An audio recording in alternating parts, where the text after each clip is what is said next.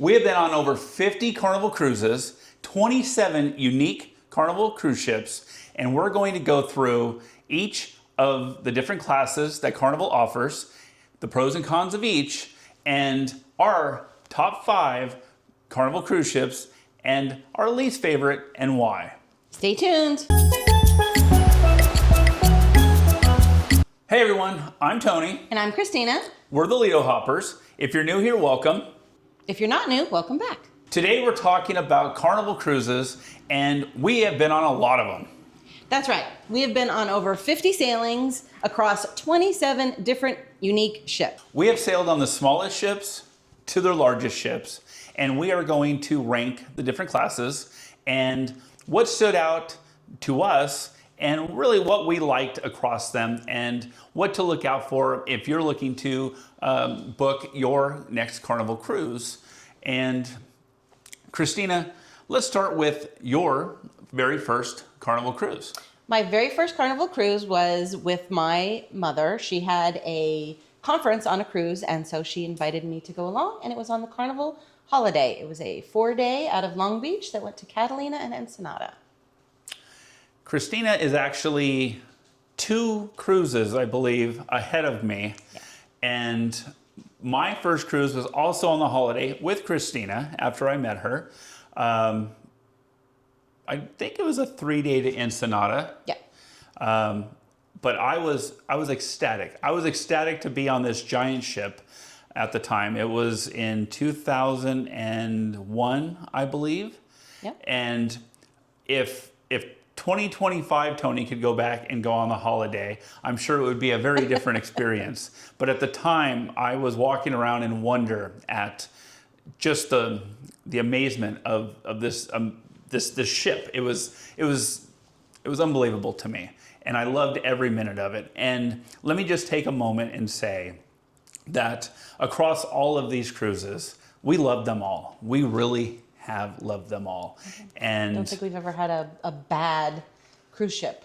Yeah, I mean, certainly some are more fun than others. Some ships are better than others for various reasons, but we always find a way to have fun on a cruise. We're going to talk about the pros and cons of each ship class, and we're going to touch on the brand new ships, including Project Ace coming from Carnival. That's right. So let's jump right in to the ship classes, starting with the Fantasy class. The Fantasy class is made up of your older ships. Let's see, which ones are still in service? You've got your Sensation, Paradise, Elation, Ecstasy. Those are going to be your smaller ships. Your older ships. They have been updated and upgraded with some of the newer features, but they still have an older ship vibe for the most part. Yeah, so those are going to be great for value. If you are looking for an inexpensive cruise or a short cruise, those are probably going to be the ones you want to start with. You're going to find much older decor. And what I mean by this is if you look at images of the Fantasy class ships versus newer ships, you're going to see a lot of like fiber optic signage and loud, bright colors throughout the ship. And there's nothing wrong with that. It's just a very different vibe than the newer ships that have a much more subtle and modern, sleek decor. I remember when they changed the Inspiration buffet dining room. It used to have these awesome purple. They looked like tentacles. It looked like a giant octopus was. I was going to say, what did we used to call it? It's the octopus dining room. We used to call it Ursula. Oh, yeah, Ursula. From Little Mermaid. Yeah. Because it looked like the Ursula tentacles up on the ceiling. Yes. Yeah, but they did do away with that before they scrapped her. One of our favorite ships and one of our top 5 is the Inspiration. It is no longer a ship. The Inspiration was definitely in our top 5. It was a great ship. It was small. It was real easy to walk. It had a promenade deck on deck 5. It had a lot of seating. It was where the casino was. It had a lot of lounges and bars and a little, back in the day when they had free sushi, all right? 5 o'clock free sushi. 5 o'clock sushi time. And it was a really great experience to go on these little Inspiration 3-day cruises. And we miss that ship. They still have these fantasy class ships, but for some reason the inspiration was near and dear to us. Yeah. And then we're going to go on to the Spirit class. These are the more narrow ships that were designed to travel through the Panama Canal. They have glass funnels, so they have a dining room up there, which makes them a very cool feature. This is our son's favorite class of ship. They have water slides. They have the retractable roof for the pools. We were on the Legend in Alaska, so they got to go in the hot tubs in the pools even when it was a little bit chilly out. We had a great time on all the Spirit class ships that we've been on. Mostly, I think we've done Alaska on Spirit, Miracle, and Legend. So mostly the Spirit class ships. Yeah. So yeah, we've had a great time, and we would definitely recommend them. Just it's going to take you a little extra time, I think, to navigate around. And they've got some really cool glass stairway up to the steakhouse. That restaurant that's under the glass funnel. Yeah, I think it's the Fahrenheit steakhouse. Yeah. Okay. I didn't like walking on those stairs because if you follow Christina's adventures, you'll know anything that has glass stairways or looking down or heights, not for her. Not for me. The next class we have is the Conquest class, which was our daughter's first ship was the Conquest. True, that was back in 2004, I believe. 2004, and we actually really liked the Conquest class. I don't remember much about the Conquest specifically, but I do remember the Liberty very well. And we did a 12-night Mediterranean on the Liberty with family and had a wonderful time on it. I remember the atrium had amazing glass from, I think it was Murano, throughout the atrium. And it was we spent a lot of time in the atrium just sitting there and looking at the decor and watching the glass elevators go up and down in the atrium, and we just really enjoyed that ship and the layout of that ship. So we would definitely recommend the Conquest class. Again, it's an older class of ship at this point. It's a smaller ship compared to what is out now. Had a great time on it, especially the Liberty. We would definitely recommend going on it. Quiz for you. Yeah. What is the only class that only has one ship? I believe it to be the Splendor. Exactly, the Splendor. Yeah. The Splendor is the only one of the Splendor class. Yeah. And that was our son's first ship. Yeah, we actually have been on the Splendor several times. It was based in Los Angeles for a while. I think it's actually in the Australian market now. It was one of the bigger ships when it came out. At the time, yeah. But you know what I remember most about the Splendor, and this was before the 2.0 upgrades, and that was the Splendor was the first ship, at least that I'm aware of, that had at the time it was called the burrito bar. Right? This was exciting. This was exciting for me at the time. And they had a burrito bar towards the back, in the buffet area, and you could go and have basically they would make a burrito for you. Similar to the Blue Iguana nowadays, but there was no Blue Iguana or any 2.0 upgrades at the time. That was kind of a first on this ship. They also had the upstairs dining area there that had the secret barbecue-y macaroni and cheese area that was pre-Guys. Well, not Guys, but yeah, this was, I think it would ultimately become Cucina del Capitano? Yes, thank you. But yeah, that was a cool space to go and sit out because not a lot of people went up there. Yeah. We spent a lot of time up there. Yeah, but I used to love going on the Splendor and hitting that burrito bar. I thought that was the most, that was it, hitting that burrito bar. And this is all pre 2.0, before Guys and Blue Iguana. But the Splendor, that was a great ship. I would definitely recommend the Splendor /Splendor class. We have not had an opportunity to go to Australia, but we would love to do that on the Splendor. Absolutely. Next, we have the Dream class. Came out in the late 2000s. Our first Dream ship was the Magic, and for me, this is the delineation of when Carnival really started to elevate their decor and the onboard experience. Because before then, I felt like Again, going back to the fiber optic signage and the brighter, louder colors, the Magic was, I remember the first time walking onto the Magic and going, wow, it was a much more contemporary, modern feel compared to all the prior ships I had been on.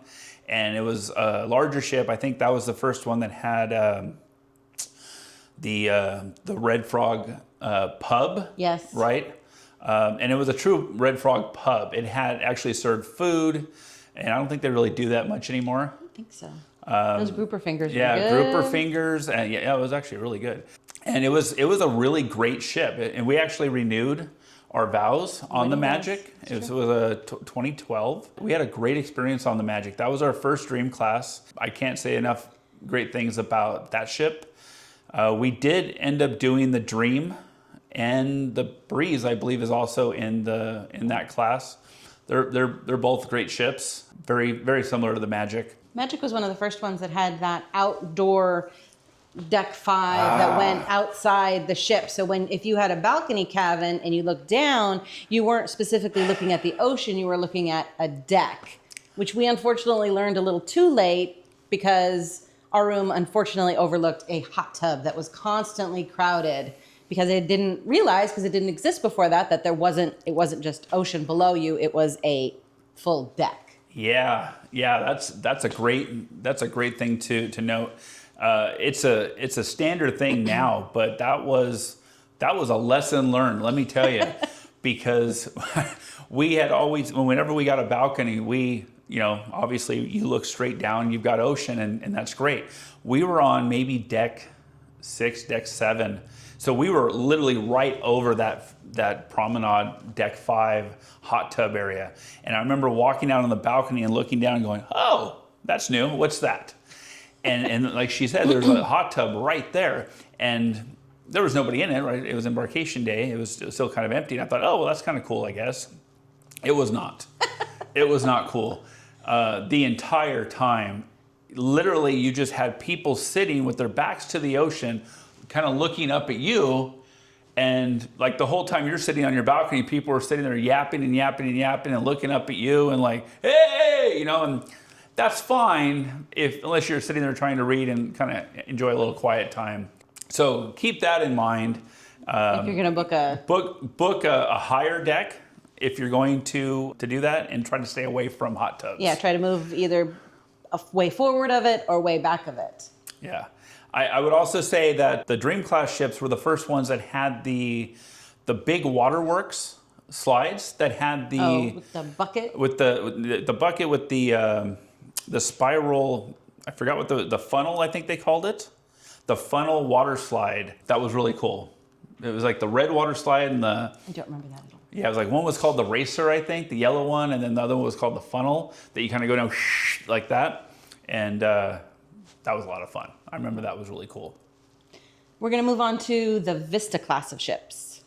This is absolutely my favorite class of ship. I love the Vista class ships. Even today with the newer class, they're still my go-to. They're not mega ships, but they're large. So they feel big, but they don't feel jumbo sized. Yeah, I think it's that perfect balance between amenities and venues and space, and not too much walking, not too much going on, not too many crowds. It's really, to me, it's that perfect balance of a cruise ship. So that's the Dream. No. Sorry. The Vista, the Panorama, the Horizon? Correct. And if you want, you can also throw in there the 2 Italian ships, the Venezia and the Firenze. Though I think they call those 2 the Venezia class because they are Italian themed, but they're honestly identical to the other Vista class ships. They're just Italian themed, and they have a little bit different layout, especially on the Lido decks. The Lido decks is where the most differences are. Yeah. We'll get to that in a minute. Yeah. There are 3 Italian ships that came over from Costa, and those are the Venezia, the Firenze, and the Luminosa. The Firenze and the Venezia are both Vista class ships, and the Luminosa is a smaller class ship. And what they have done is they have retrofitted them to be Carnival instead of Costa, but they didn't go full Carnival, right? They still have a Costa funnel. They still have a Costa funnel with a C on it, which could be Carnival, I suppose. Except for the Luminosa, they did paint it the red, white, and blue for the Carnival, but it's not the actual Carnival funnel. But Whale tail. The whale tail, yeah. But for the Venezia and the Friends, they didn't even do that. They left it yellow. And then for the whole, they did the Carnival Italian themed. Carnival fun Italian style. Carnival fun Italian style, that's right. So we have been on 2 of the 3. We have not been on the Luminosa, which I believe is doing Alaska itineraries. We have not done that one yet, but we have been on the Venezia and we have been on the Firenze, and the ships are beautiful. They are absolutely beautiful ships, but they were designed for the Chinese market and I believe a lower capacity. And now when you have a sea day and you have a lot of people on board, especially around the Lido deck, the flow of traffic is difficult at times to get around areas that you want to get to. That was really our only concern about those ships. Otherwise, they're almost identical to the other Vista class ships, other than the Italian theming, of course. Right. I mean, except for the location of Java Blue, which on most other ships, it's sort of tucked away down on a lower deck. It is right next to the pool. I kind of like that. I like it too. Yeah, you can also get gelato there too. Gelato and cake and milkshakes, and Yeah, that's nice on a pool day. both of the dining rooms are beautiful theming in there. Big David statue, and the other one with the full gondola in the dining room, it's a cool experience. I recommend trying out one of the Italian style ships. Absolutely. Then we move to the Excel class, which are the current newest ones, which is your Jubilee Mardi Gras celebration. Yeah, we skipped the Mardi Gras altogether, mostly because of the pandemic. We actually were booked on the Mardi Gras. You're supposed to go on the inaugural one. We were supposed to do the inaugural, and well, that you know how that went. That didn't work out. It didn't work out. And it kept getting pushed and getting pushed and getting pushed, and then by the time everything kind of lifted, we ended up not doing Mardi Gras at all. And then we were going to do the celebration, and then I don't remember exactly what happened, but we decided to push that one as well. And we ended up going on the Jubilee first out of Galveston. And we really enjoyed it. It took us a couple days, I won't lie, to embrace it. It's very different layout from the other ships, especially in that big, where the atrium is. Now there's a stage and there's all the other little venues there and the seating. It's a very different feel. Yeah. But it kind of grew on me. Yeah, I will admit, the first couple of days I did not like it. It really wasn't for me, and I was like, I kind of miss I miss my Vista class ships. But after, I would say probably around day 4, I started getting my bearings. I started really enjoying the venues like Emerald's, Dr. Ink's. Okay, I came around. I will admit. Overall, I still like the Vista class ships better, but I do like the Excel ships. I do think that they added a lot of great things on there. I will tell you one thing about the Excel class ships, and this is relatively minor, but on a ship that large, they moved the pizza. Right, but this is a thing. They moved the pizza from the Lido deck down to deck 8, right? Which is okay, right? They've got the deli's the there deli, too. they got the pizza. But on a ship this big with this many people, why not have 2 pizza places, right? Yeah, I think they were trying to split up where people could get pizza because they also get food because they also added those little street eats places up on Lido deck by the pool. But I think pizza is one of those things that people are going to want to eat, and so I understand breaking it up and having another location, but I think it's important to have 2 locations, not just move it someplace else. I totally would have added one more pizza place up on the top deck and on the eighth deck. That would have been the vibe, right? I know it's a small thing, but the number of times I think I complained about that, and I know first world problems, but still, I complained about that. But overall, I think the flow of the ship, once you figured it out, because it was very different than previous ships, wasn't bad, and it didn't feel giant, right? Once you figured it out, it didn't feel giant. Once you kind of got your bearings, it was good. I liked the how they broke out the different comedy clubs. They had the Punchliners Comedy Club, which was mostly for the adults shows, and then they had the Limelight Lounge, which was more for the family shows. I didn't care for the layout of the Limelight Lounge. It was very small, hard to find, and awkwardly laid out. Like it was very awkwardly. It was kind of long and a lot of poles, and it was a poor layout. But I do like how they broke it up into two different venues. I did like some of the specialty dining, like Shebang. I thought was kind of good with the I like Shebang. Chinese Mexican fusion. It didn't sound right, but it works. It kind of worked. And Emerald's. Emerald's Going was there for our little favorite. Snacks and sitting out by a window view and have some beignets and some drinks and watch the sun. There is an upcharge to Emerald's, but it's like it's very minor. It's like a few bucks for beignets, and you can get shrimp and po' boys, and you can get po' boys for like $5. Yeah. But the food is really good, and it was never crowded. It was right next to Dr. Ink's, which is kind of a higher end bar area. They have live bands and entertainment right there. That little area right there was kind of one of our go-tos. So overall, the Excel class ships were cool. We ended up finally getting on the Celebration just last year and had a great time on that as well. What was that? It was this year.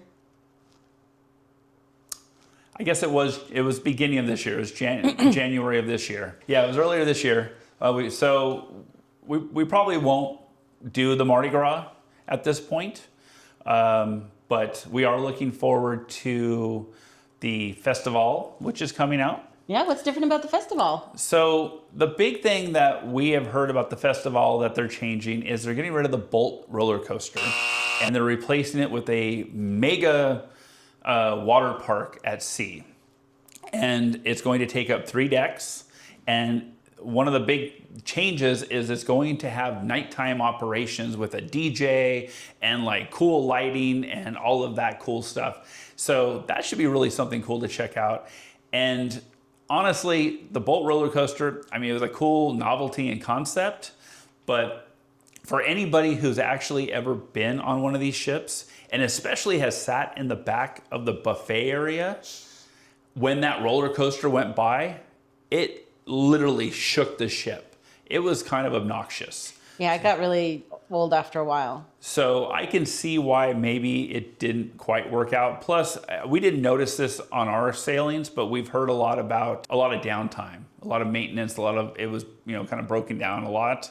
So people didn't get a chance to use it. So maybe between that and just the disruption, and I think they're really trying to compete with Royal Caribbean and their big water park experiences and make it a little bit more family oriented, where everybody can go and enjoy the water slides, and they're going to have the couple tubing experiences. Yeah, they're also adding specific toddler baby splash zones, because right now, as you probably know, babies who are not potty trained are not allowed to go in any of the pools. So that can be a real downside for parents with small children who, want them to go and play in the water and splash. They don't allow any swim diapers. So this will be an area specifically designed for them where they can, splash around and get wet and take part in those activities as well. So I think that's a very smart move on Carnival's part to sort of bring that back. Agreed.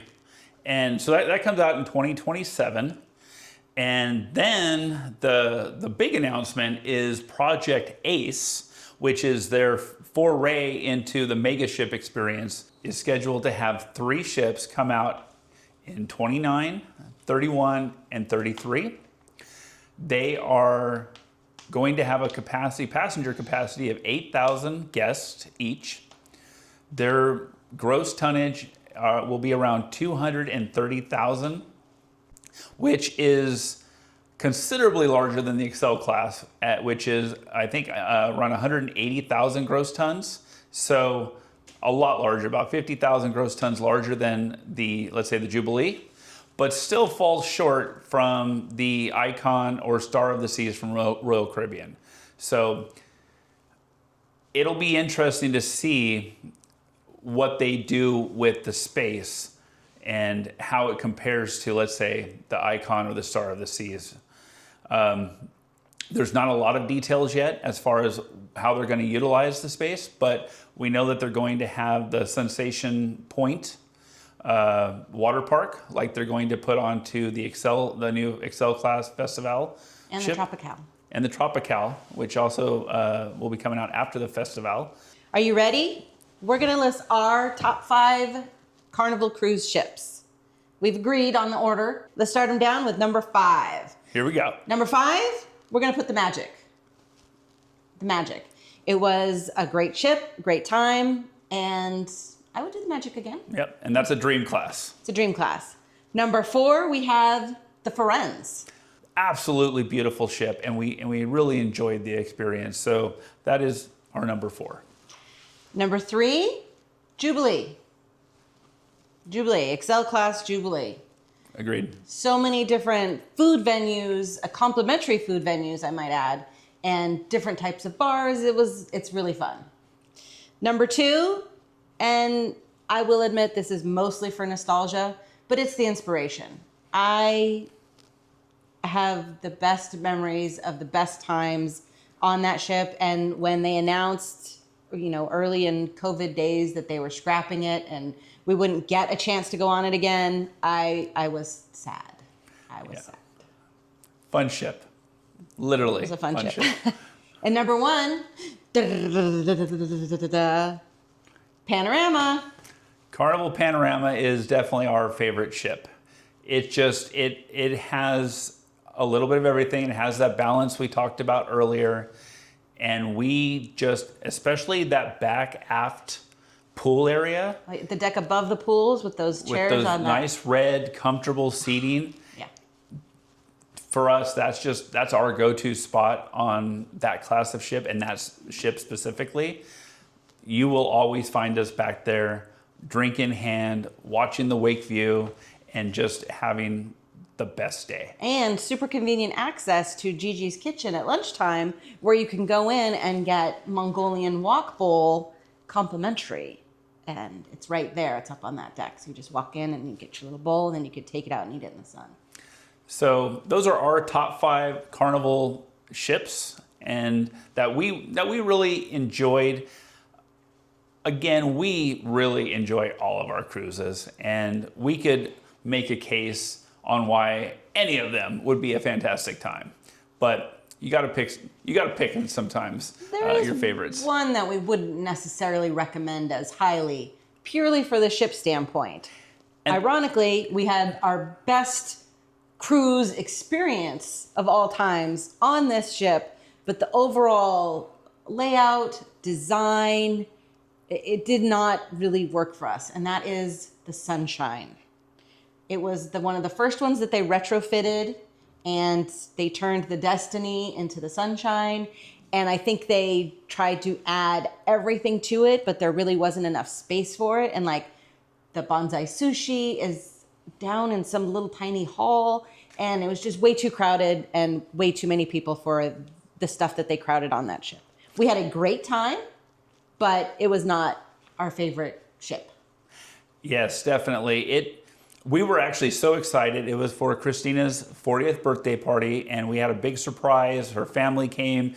We had friends join us, and it was one of our favorite cruises of all time. However, we were excited for the ship too, because it was, like as she said, a new retrofit, and it had a lot of new stuff on it. But they really just tried to cram too much into too small of a space. And just trying to get, especially like the buffet area, trying to get past the tables. And it was the flow of traffic, and just trying to get around the ship was logistically painful. Yeah, not our favorite. Yeah. So what do you think of our list? Would you make any changes? Do you agree with us? Do you disagree with us? Leave us a comment down below. Don't forget to give this video a big thumbs up. And if you like the content that you see, please consider subscribing. It helps our channel a lot. And we want to bring you a lot more content in our cruise opinions. So stay tuned for the next video. Until then, remember, it's your vacation. Make it a great one.